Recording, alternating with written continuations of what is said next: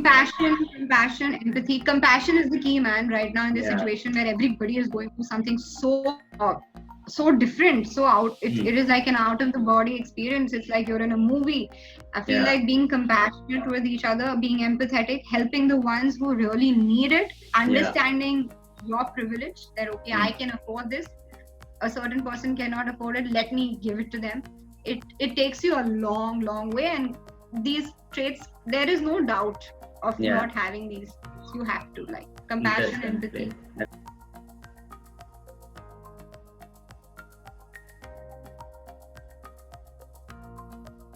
Guys, welcome to yet another podcast by Manna Style. I have Radhika here with me today. She's a psychologist. So she has from Mumbai University and pursued it further, having a master's degree in clinical psychology as well from Manipal University. And now she's a data researcher and having an aim to incorporate psych with Indian education. So I think this is going to be a really good podcast for the people out there who take mental health really very seriously. And even though and people who don't, they will definitely get some insight of this and understand how important this is for us. So Radhika, are you ready? Should we start with this? Yes, really happy to be here. Let's begin. Yeah.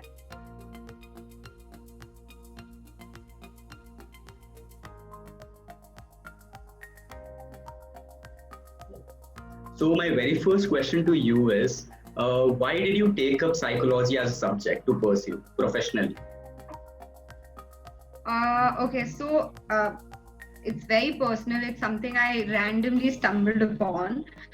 I was a pure science student in my school. I had physics, chemistry, biology. But during my undergrad, I studied a bit of psychology as my core subject, and I realized that there is more to psychology than what we know, which is sitting in front of somebody and talking. That's not what psychology is, and psychology has a lot of biology in it. It's a lot about how your brain functions and how your physiology, how your body deals with certain situations that internally then affects your mental health. Yeah. So I felt like maybe it was something that I could have pursued, because I came from a background which allowed me to incorporate some bit of science, understand some bit of science.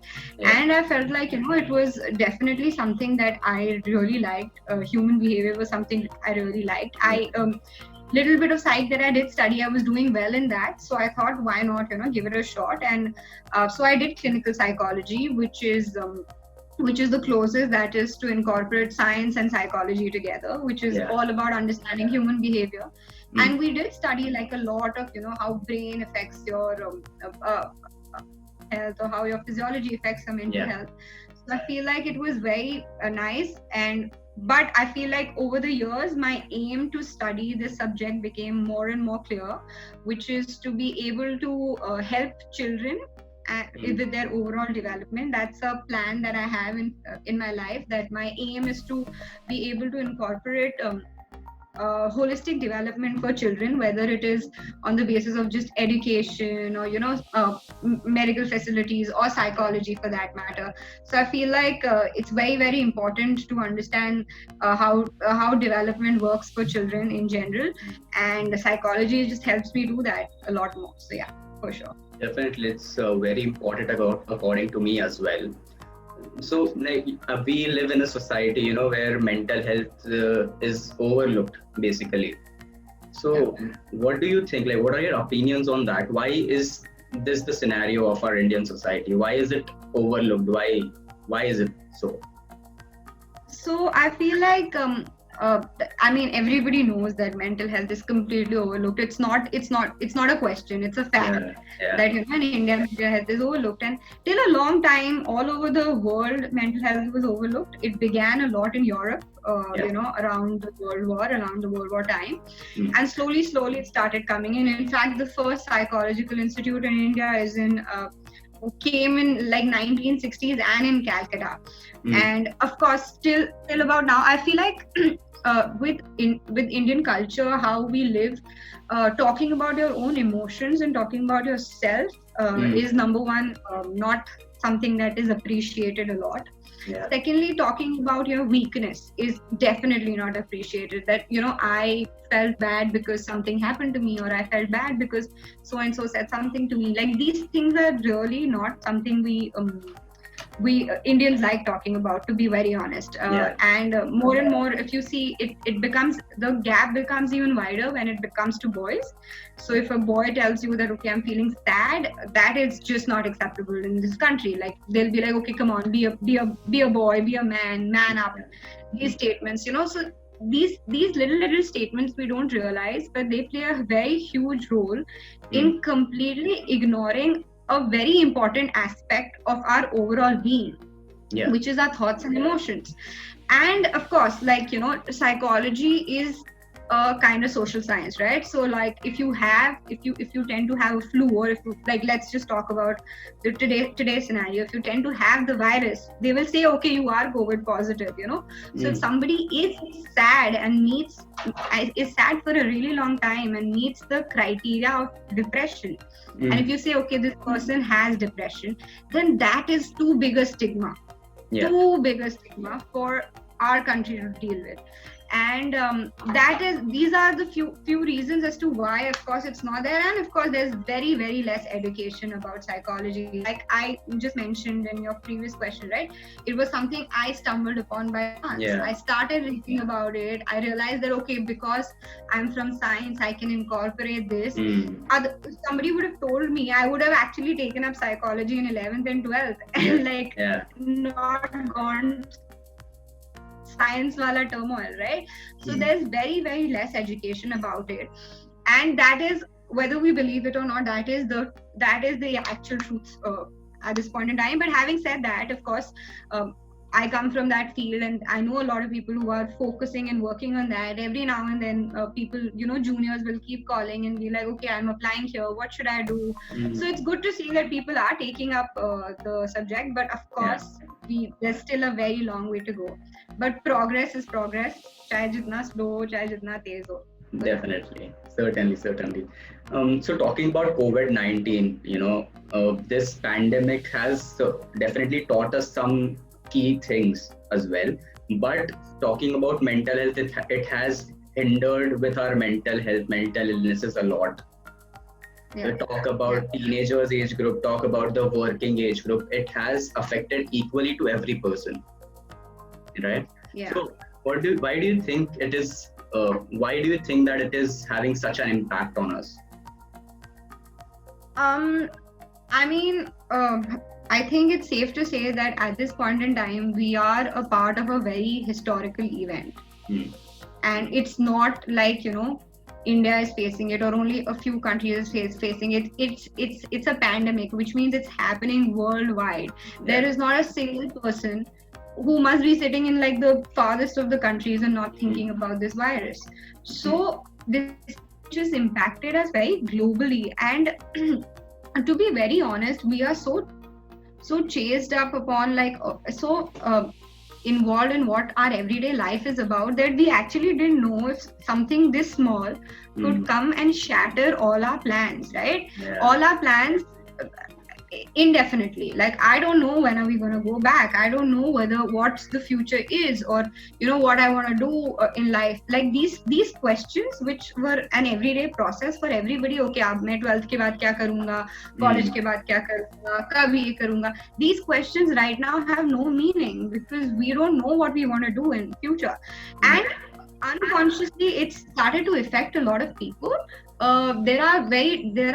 So mental health is being affected at very, very different levels. Number one, somebody who was going through a mental health issue already, it's very, very tough for them right now, because number one, they've been confined to one place, right? They've been confined to stay at home. They cannot go out. So if their mental health was already not too well, research is saying that this has taken a negative toll on that as well. And on top of that, there's globally, there's every day there's bad news, right? Even if you ignore that bad news, if you shut off Instagram or you shut off your social media, it's going to reach you somewhere, and it'll keep piling up and having an innate effect on you, where you start feeling very negative from within. Secondly, of course, with teenagers and school going children, or youngsters for that matter, like you and I, it is a scary thought, because we don't know what we want to do with our future. We don't know what are we going to do with our future. So many of our friends must be applying abroad. So many of our friends cleared their GREs and got selected to universities in the US, but now they can't go. So these things are really, and we can say that it's happening globally, so it's a phenomena that everybody is going through. But at the end of the day, it's how you feel. Now you have to sleep with that emotion, and if that's not nice, it's going to have an effect on your mental health. Thirdly, it's with people who are working from home. Like you're working from home, like I'm working from home. Now the problem is that because we're working from home, we invariably don't know when to start work, and definitely don't know when to switch off. So if you were working from 9 to 5, it's definitely 9 to 7 or 9 to 8, and I don't mean 9 to 7 you're sitting on your laptop. I mean, because your work environment has changed. You're sitting at home and doing it. It's just constantly you'll be thinking about work, and that's what happens. Like people's work has gone into their weekends, and etc. And this is really started to affect, because it's all about working in one environment, but now the environment only has changed. So that is also, of course, a thing. And people are not allowed, there is no leisure activity that is happening. People are not getting to travel. People are not getting to meet their friends. These all are things which can affect you a lot. And people are saying everybody is losing jobs everywhere, but I feel like mental health experts, their job is just rising, because people are really going through, unfortunately, a tough time. Yeah, definitely. And you have stratified like different classes into different groups, like work group, the teenagers, etc. So is there a general routine that one must follow to cope up with this pandemic situation? Do you have any advice for a general routine, so that the people get a little distracted from this and actually work on themselves maybe? I feel like it's very, very important to put yourself in a routine. Being physically active is very important, and it's important because I'm not saying that you be physically active, you will feel better. No, you're physically active, your body releases endorphins. And endorphins are feel-good hormones. They actually make you feel better. So anybody who is physically fit will also be mentally fit, and there is enough research to prove that. But I feel like, yes, it's very important to constantly keep doing something in this lockdown, because an empty mind is a devil's workshop. If you sit with these information, that with these really sad information that we are getting, if we keep sitting with that, it's ultimately going to make us feel really bad. It's constantly, you need to take onus of your own health, and constantly keep doing something. I feel like speaking from very personal experience, and speaking from a place where I'm meeting a lot of people who are, I'm speaking to a lot of people who are like you and I, who are working from home. I feel like it's very important to follow a routine, Like if your work starts at 9, it doesn't mean you wake up at 8:55 and sit on a laptop, and breakfast is also coming over there, and all of that. I know it's very difficult. I also do it. I also sit up, start working at 8, when 8 o'clock I have to punch in. I wake up at 8, and of course I don't think that's correct at all. It's very important to put yourself into a routine that I'm going to wake up at this time. Before work, I should have bathed, I should have finished my breakfast, or I can start work and then take a breakfast. Like working from home has its own advantages. You can take those half an hour breaks, and it's very important to remember that we are all working in between a crisis. We are not going to go back to how our life was before this. That is never coming back. The new normal will be something very different.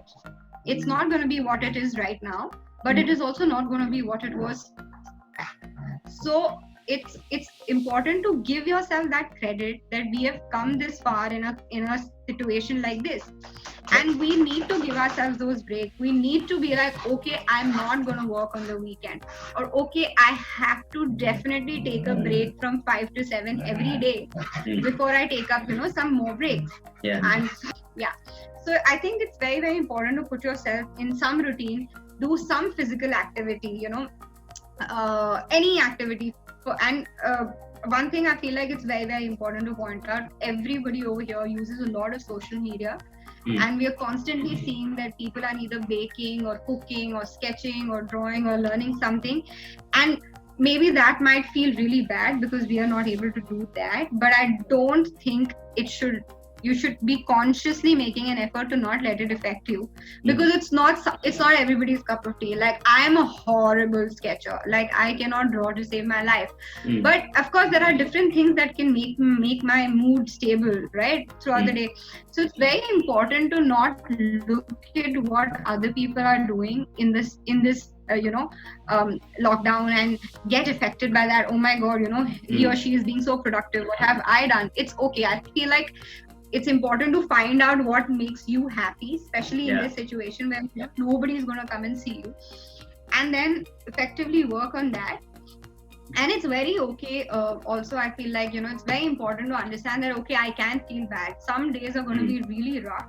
Some days are just going to be like, oh my god, dude, why am I working? Why am I working when there's no future to this? Why am I doing this? What is the point of me?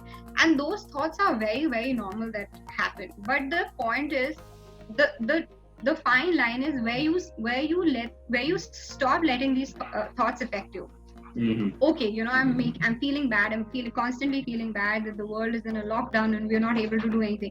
But what do I do? Can I let it affect me for the next 4 months? No. Is it so important? No. So what do I do to make things different? And I feel like even like a small thing, putting yourself out, I feel like just taking on an everyday basis, taking my dog for a walk for half an hour every day makes a lot of difference, At least that's something you look forward to. I feel like everybody kind of figure out what they want, whether it's as simple as out or drawing, putting them mums in the kitchen or anything. Try and stick to it, because I think this is the best time also to do it. We are not gonna get this time again to sit at home and do these things. Definitely. So drifting a little off the topic, but like I am a fresh graduate, right? Yeah. So I have seen in my college, in my university, that people are struggling, but they aren't, coming out of their shells. They do not want to talk about it. So, and also teachers, they aren't that supportive, that receptive to this, right? And they do not understand that, yes, mental health is really important of the students as well, right? Yeah. So, do you think it is important to have a student counselor in every college, in every university of India? There is no doubt about this. Absolutely no doubt. Every organization, whether it's a school, whether it's an office, whether it's a college, needs to have a counselor, or needs to have like a mental health practitioner, which is there for people, because a burnout, or people feeling people being in their shells, like you pointed out, can happen to anyone and everyone. Whether they come and talk to you or not is their decision. But as an organization, I have to provide them that. So whether they come out and talk to me, that's their own problem, that's their own decision, and they will make that decision when they feel like. But do I have to give them that safe space? Yes. So and I feel like now there are many schools, when we all were in school, we didn't have counselors, right? But now I see, my mom teaches in the same school. That same school has a counselor, and I keep seeing that different schools, different colleges have mental health practitioners. So I feel like this is a very age-old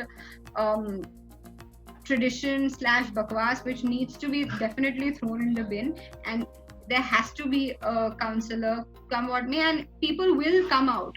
People will come out of their shells and talk. This idea that people don't talk, people don't come out of their shells is not correct, because you don't give them a space to come out and talk. Yeah. Got it. Because they will. Yeah, definitely. And also, like, would you like to give advice to people, having mental breakdowns, or, struggling through mental illnesses?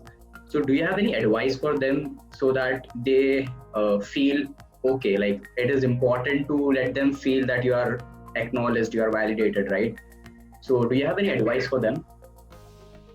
See, I feel like one advice that is very important, and that should be given to everybody, is that it is absolutely okay to feel what a person is feeling.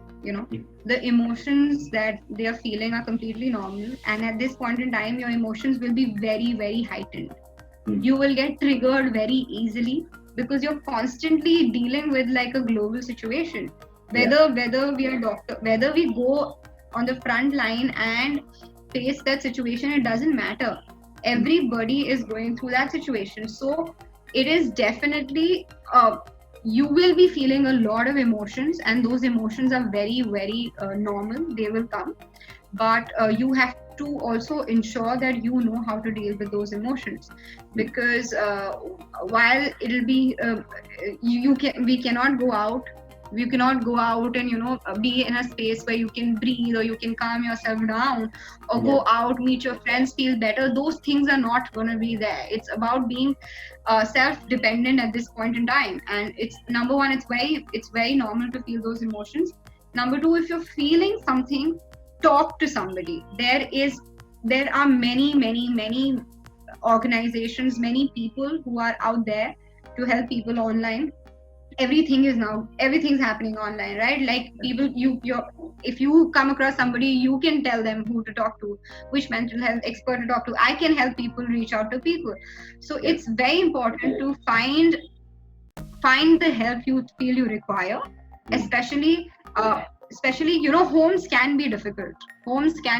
We all are growing up, we all have lived with our parents, we all have lived out of our houses. Coming back home can be overwhelming, and that's a very normal feeling to have. It's not a bad feeling to have. Not feeling okay to live in a house. It's an extremely normal feeling to have. So it's definitely try and speak to somebody. Thirdly, involve yourself in something that makes you happy. Maybe you don't find enough situations right now that can make you happy.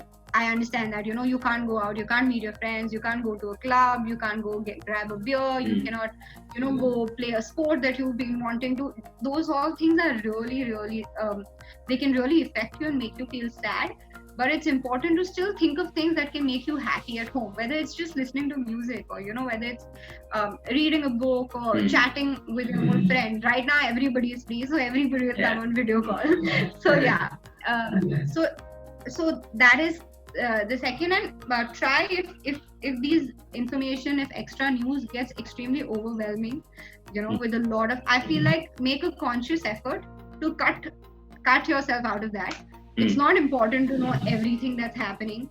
It's definitely important to be aware, but if it's affecting you, if it's really, really getting to you, then maybe avoid watching a little of that news, or maybe avoid involving yourself in that. And please do a physical activity. It's really going to help you, whether it's just dancing a little bit, or doing meditation, or anything. I feel like it can be really helpful.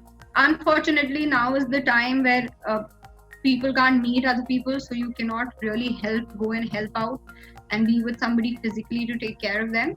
So I feel like all of us really need to take onus and be like, okay, I need to help myself, and I need to be okay.